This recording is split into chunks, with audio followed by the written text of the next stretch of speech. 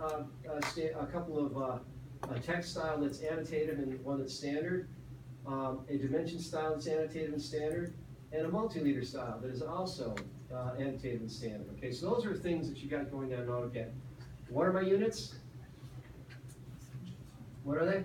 Decimals. Right. So by default, if you don't tell AutoCAD anything else, it's going to give you decimal values. That means you cannot type in feet and inches. That's why the template I gave you for F, the Pentagon, and G and H use architectural units. Okay, so that's part of what the template does for you.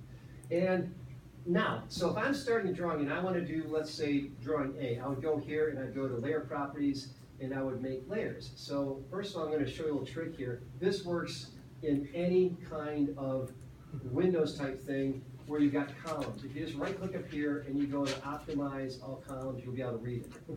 Which is, I'm sorry, not optimize, but maximize. Maximize lets you read it. And then I go here and I click on the little sparkle with layers, okay? And then I'm going to make a layer called object. And then another one called dimensions. All right, so I've got those two layers. Now, once I've got those done, I need to give them colors. And so this one, I'll go ahead and just make it blue. I'm sorry, red for dimensions. And I'm going to make blue for this one right here.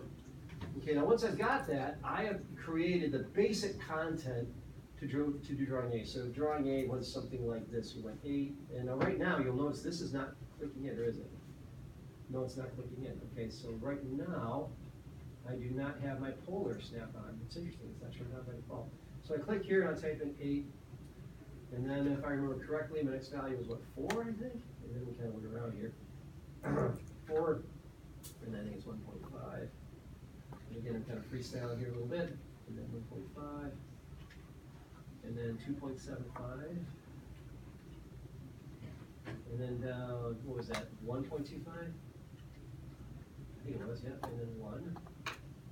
And then I go over here and touch this, and do that, and over here and touch this, and do that, and close it. All right, now once I've drawn that, okay, that was pretty much, I've drawn this probably 1,000 times, so I can do it quickly, okay, so don't feel bad.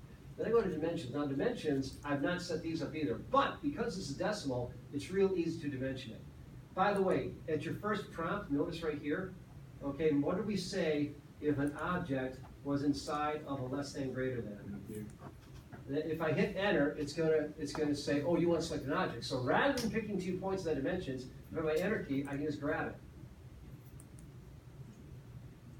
Saves the step. And if I go to repeat it, hit my enter key again. All right, just a quick little time saver there. And but again, you have to read your command line to see that. So it's giving you all these really cool opportunities to save time, but you gotta know what it's asking for. That's really the big thing. All right, and back out to here and there. Okay, that's kind of it. I may be missing something. Okay. But the other thing you'll notice is right now, I've got too many decimal places right now. That's another thing that I'd set up in the template for you, so you didn't have that. So here what I do is I go to annotation, and in the dimensions, I click on dimension style. Anytime you see a paintbrush, it's a style. So I go here, and I'm going to modify standard, and what do I want to do? Well, what I want to do is I want to change my primary units. They're presently decimal with how many decimal places? 4. 4, and I only want 2. So here and choose 2. Hit OK and close it, and boom, it globally changes it. In the same way, if I globally change a template in Word, then any other drawings I use in the future will all reflect that change. Same thing exactly, really no difference. Does that help? Yeah. Okay, so that's how that works. So that's what I did for you for this one. Now, what I did in previous classes, I didn't tell anybody to do these, and I just let them kind of like jump in. And I said, well, let me try this method with template, see if that doesn't maybe help. So maybe that'll help backfilling, maybe I'll go back to the other method. But right now I thought I'd give you templates because you're always going to be working with templates in AutoCAD. And part of the thing is just understand, like, okay, every time I start that new button, it's asking for a template. Always, always, always, always, always. Now, if you don't know anything else, just use the akid.dwt, and then you can always change it, okay? So to show you what you would do, just to give you an idea as far as how this works, and we're going to take a break here. Will we have to in the future create our own template? Yeah, basically, and you won't even. And the thing is, when you start a drawing, like I said, anytime you start in AutoCAD, if you do not choose a template other than ak.dwt, it's gonna assume that's what you're gonna use. So every drawing's gonna start like this, okay? Now, how long is it gonna take you to set the drawing up to get it where you want to? Less than 5 minutes typically. It'll take you 5 minutes maybe to set it up, but a template saves you all that time.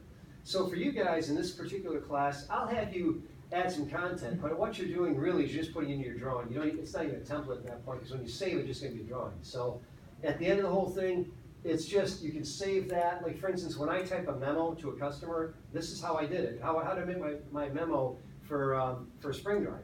Well, what I did is one day, I typed the whole thing up, looked exactly what I wanted to. I saved it as, okay, you know, dear Mr. Smith, and I set that aside, and I said, you know what?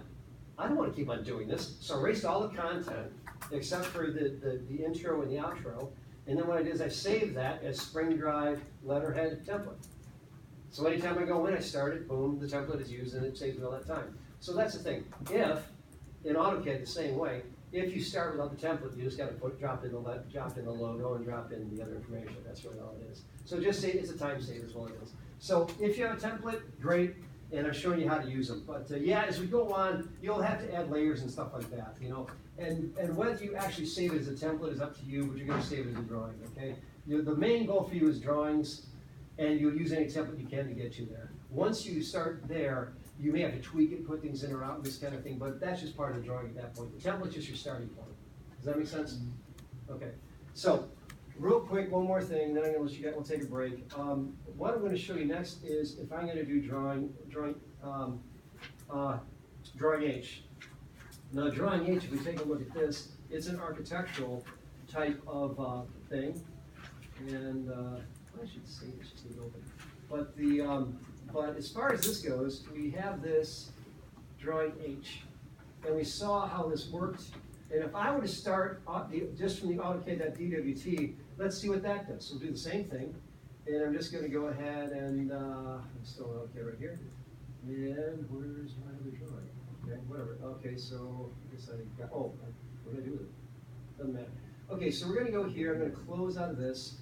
And what we're going to do is we're going to start right from here. You're always going to start from here. New. It asks for a template. Okay? If you don't have